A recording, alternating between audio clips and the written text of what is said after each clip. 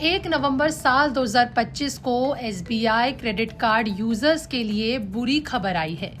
Company ने अपने charge और फी स्ट्रक्चर में बड़ा बदलाव करने की घोषणा कर दी है, जो आज से लागू हो गए हैं। अब स्कूल या फिर कॉलेज की फी पेमेंट और डिजिटल वॉलेट लोड करने पर आपको एक्स्ट्रा चार्ज देना पड़ेगा। ये बदलाव थर्ड पार्टी एप्स जैसे कि पेटीएम, फोन पे या फिर रेजर पे के जरिए पेमेंट पर लागू होंगे।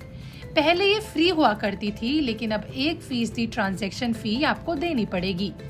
अब सवाल ये है कि आखिर एसबीआई बैंक ने ये बदलाव क्यों जारी किए, इसके पीछे क्या कारण है।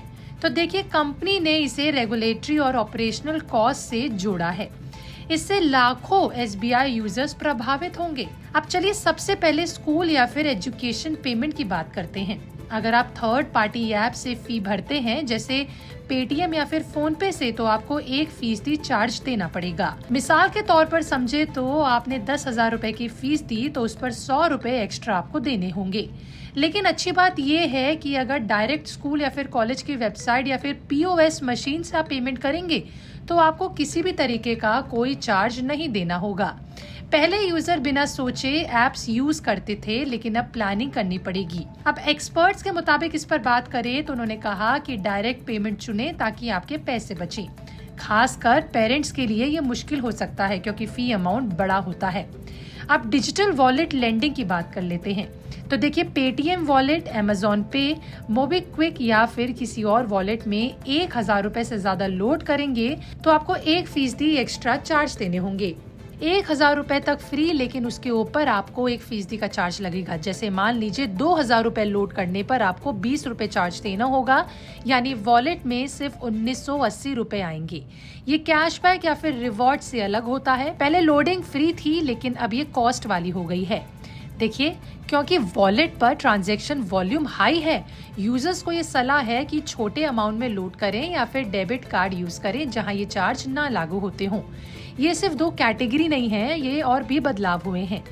कैश पेमेंट पर 250 रुपए फी लगेगी। अगर चेक से पेमेंट बाउंस हो तो अमाउंट का 2% या कम से कम 500 रुपए। चेक पेमेंट पर 200 रुपए। एटीएम से कैश एडवांस पर 2.5% या फिर 500 रुपए या उससे ज्यादा लेने होंगे। कार्ड रिप्लेसमेंट पर 1,000 से 250 रुपए और प्रीमियम कार्ड्स पर 1,500 रुपए तक। ये सब आज से लागू हो रहा है। पहले कुछ फीस कम थी, अब सख्ती बढ़ी है।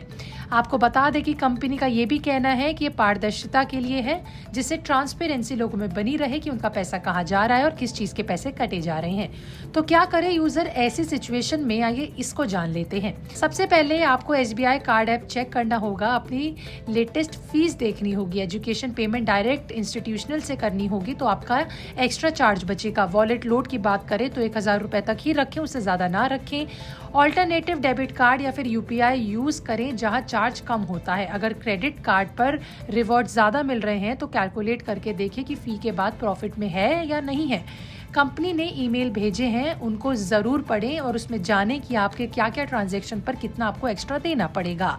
एसबीआई क्रेडिट कार्ड अब महंगा हो गया है, लेकिन स्मार्ट यूज से बचत हो सकती है। ये बदलाव फाइनेंशियल प्लानिंग पर जोर देते हैं। अगर आपको ये अपडेट हेल्पफुल लगी हो तो लाइक करें, शेयर करें और कमेंट में हमें जरूर बताएं कि आपका क्रेडिट कार्ड कौन सा है। क्या आप भी एसबीआई का क्रेडिट कार्ड यूज करते हैं? तो एक्स्ट्रा पेमेंट अपने जेब में लेकर चलें। सब्सक्राइब करें हमारे चैनल बिस्तक को ऐसी और अपडेट्स के लिए।